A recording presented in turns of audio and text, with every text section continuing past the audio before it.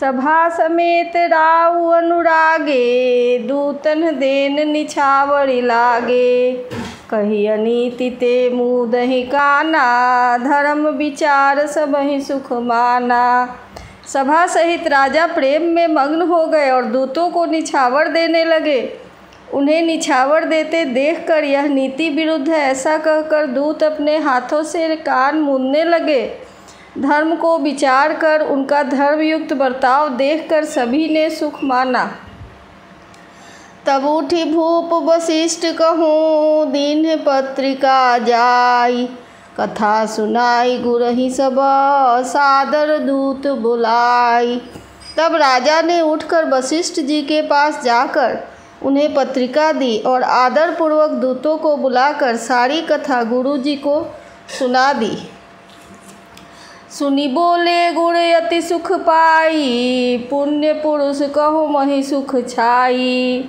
जिमि सरिता सागर महु जाहि, यद्यपि ताहि कामना नाही। यह समाचार सुनकर और अत्यंत सुख पाकर गुरु बोले, पुण्यात्मा पुरुष के लिए पृथ्वी सुखों से छाई हुई है, जैसे नदियाँ समुद्र में जाती हैं।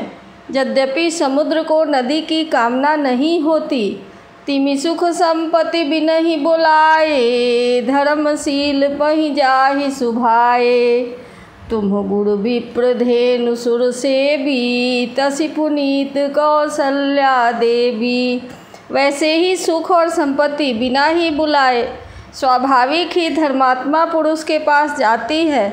तुम जैसे गुरु ब्राह्मण गाय और देवता की सेवा करने वाले हो, वैसी ही पवित्र कौसल्या देवी भी हैं।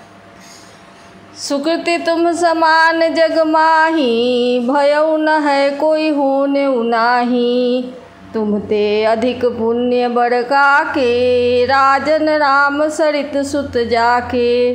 तुम्हारे समान पुण्यात्मा जगत में न कोई हुआ, न है और न होने का ही है।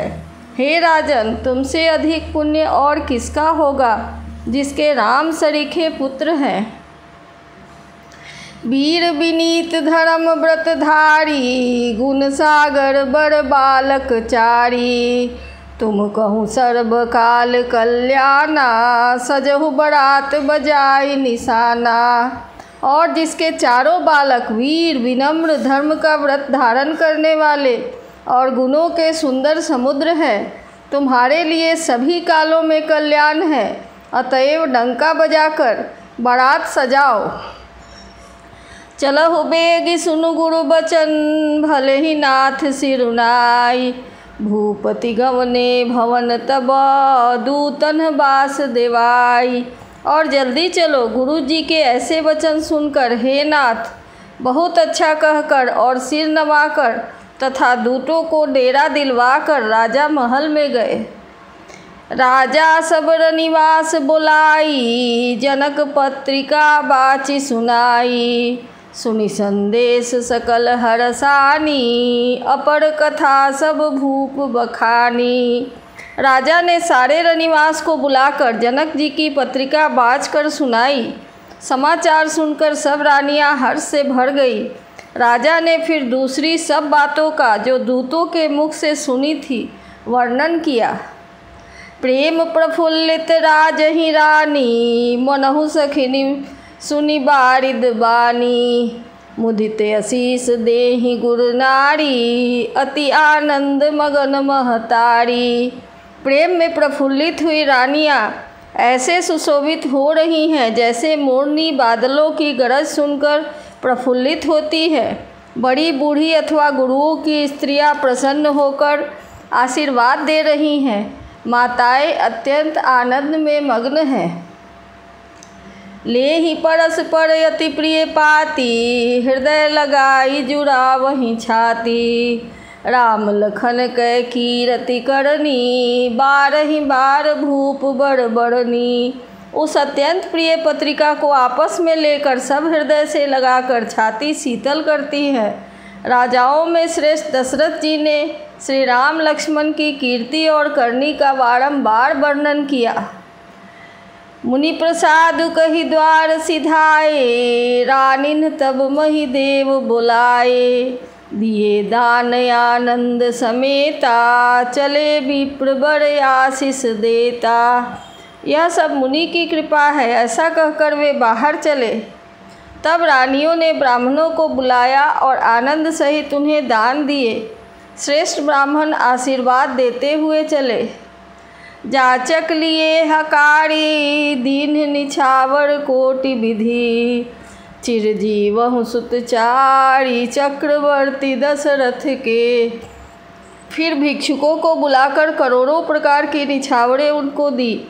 चक्रवर्ती महाराज दशरथ के चारों पुत्र चिरंजीवी हों। कहत चले पहिरे पटनाना, हरसिंहने गह गहे निशाना।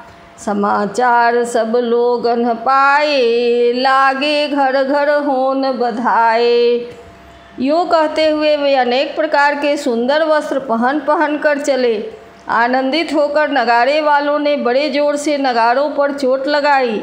सब लोगों ने जब यह समाचार पाया तब घर घर में बधावे होने लगे। भुवन चारि दस रहा उछाहू, जनक सुता रघुबीर बियाहू। सुनि शुभ कथा लोग अनुरागे, मग गृह गली संवारन लागे। 14 लोकों में यह उत्साह भर गया कि जानकी जी और श्री रघुनाथ जी का विवाह होगा।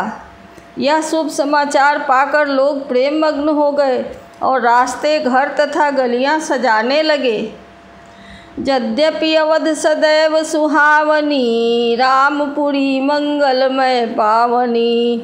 तदपि प्रीति कै प्रीति सुहाई, मंगल रचना रची बनाई। यद्यपि अयोध्या सदा सुहावनी है, क्योंकि यह श्री राम जी की मंगलमयी पवित्र पुरी है, तथापि प्रीति पर प्रीति होने से वह सुंदर मंगल रचना से सजाई गई।